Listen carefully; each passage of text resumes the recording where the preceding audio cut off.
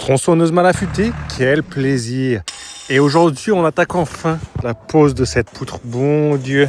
On commence par évidemment la tailler avec cette magnifique tronçonneuse Green Cut. J'ai pas encore la MS 500i, mais ça va arriver. Et en attendant, heureusement que la scie circulaire de Walt est là pour nous sauver un peu la mise. Ça a été un enfer, on a taillé ça de biais, mais on a réussi. On a rattrapé ça avec la scie circulaire et des ciseaux à bois. C'est fait.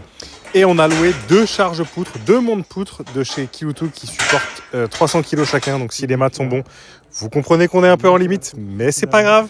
Et les lève-poutres ne peuvent lever qu'à partir de 1,10 m du sol. Donc il a fallu utiliser la chèvre pour la lever suffisamment, cette poutre, et pouvoir choper par en dessous la poutre. Ça a été un peu scabreux quand même. J'ai un peu flippé. On a ajouté là une petite couche noire qui s'appelle un EPDM qui permet d'étanchéifier en fait la poutre pour pas qu'elle chope l'humidité qui remonte par le sol à travers les murs. Pour éviter qu'elle pourrisse, évidemment. On respecte les DTU ou on les respecte pas. Il faut choisir.